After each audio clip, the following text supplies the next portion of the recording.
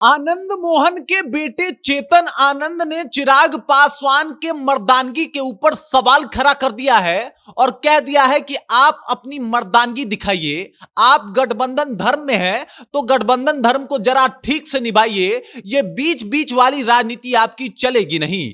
अब आनंद मोहन के बेटे चेतन आनंद के इस बयान के बाद बिहार का सियासी पारा सातवें आसमान पे है।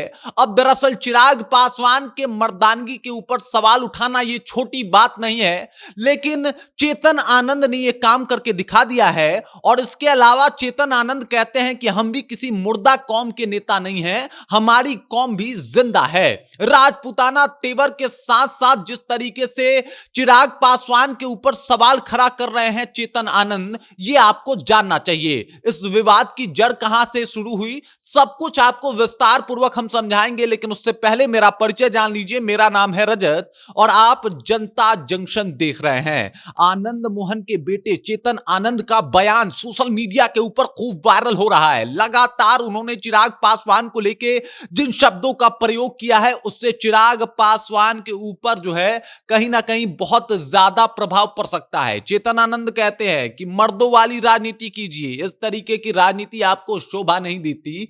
आप अपना स्टैंड क्लियर कीजिए कि आपको कहां रहना है। आप गठबंधन धर्म अगर निभा रहे हैं तो गठबंधन धर्म को अच्छे से निभाइए। और एक आप बात बताइए, अगर इतना ही आप दलितों के बड़े नेता बनते हैं तो इमामगंज में जाके आपने माझी की बहू के लिए वोट क्यों नहीं मांगा था? वहां पे 37,000 वोट पासवान जी को कैसे मिल गए थे? क्या आप वाकई चाहते थे कि वहां से जीतन राम माझी की बहू दीपा माझी चुनाव जीते? और यहीं से यह विवाद की शुरुआत भी होती है। इन सब बयानों के पीछे कारण है आनंद मोहन का वो बयान, जिसकी वजह से चिराग पासवान ने उनके ऊपर खूब कुछ बोल दिया था और अब चेतन आनंद पूरा गरमाए हुए हैं। दरअसल समस्तीपुर में एक कार्यक्रम को संबोधित करते हुए आनंद मोहन ने इमामगंज का जिक्र किया था और इमामगंज में जिस तरीके से पासवानों का वोट माझी को नहीं मिला था, इस बात का जिक्र किया था।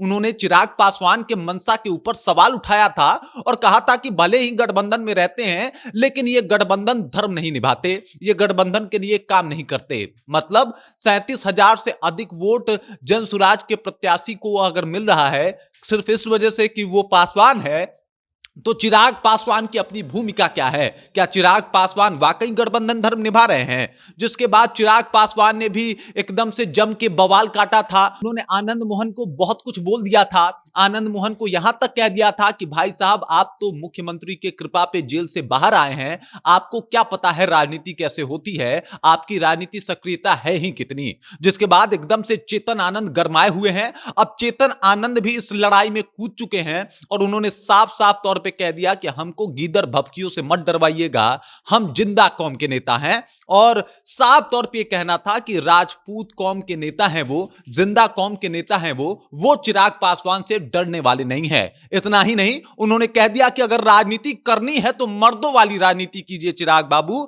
आप इधर उधर साइड में डोलिए मत, क्लियर रहिए। आखिरकार आप माझी जी के बहू को चुनाव जितवाने के लिए क्यों नहीं गए? ये सवाल आपसे लोग पूछ रहे हैं और पूछे जाएंगे। आखिरकार आप इमामगंज में वोट मांगने क्यों नहीं गए? इसके पीछे का कारण क्या था? कौन सा गठबंधन धर्म आपको यह करने से रोक रहा था? तमाम तरीके के सवाल चेतन आनंद ने उठाए हैं और चेतन आनंद के इन सवालों की वजह से चिराग पासवान तो घिरे ही हैं, लेकिन बिहार का सियासी पारा एकदम सातवें आसमान पे है। हर तरफ चेतन आनंद के इस बयान का चर्चा हो रहा है जो चेतन आनंद ने दिया। हालांकि चिराग पासवान का वो बयान जिसमें उन्होंने आनंद मोहन सिंह को सिर्फ मुख्यमंत्री के कृपा पे बाहर निकलने की बात कर दी और इस बात का जिक्र भी एकदम से मीडिया में जोरों से चल रही है। इसी बीच चेतन आनंद का ये बयान कहीं ना कहीं गठबंधन के ऊपर भी भारी पड़ सकता है। मतलब आप समझ जाइए कि जेडीयू से आते हैं आनंद मोहन और इधर चिराग पासवान की अपनी पार्टी है, ये सब लोग एनडीए गठबंधन के हिस्से हैं और उसमें ये सिरपुटौल अब जब देखने को मिल रहा है तो इससे तो यही प्रतीत हो रहा है कि अभी गठबंधन में, एनडीए गठबंधन में सब कुछ ठीक नहीं है और मुश्किल हालात लगातार बढ़ रहे हैं। हालांकि इसके ऊपर अब चिराग पासवान का स्टैंड और बयान क्या होगा, यह भी देखना काफी इंपॉर्टेंट होगा। बाकी आप देख रहे हैं जनता जंक्शन और मेरा नाम रजत है।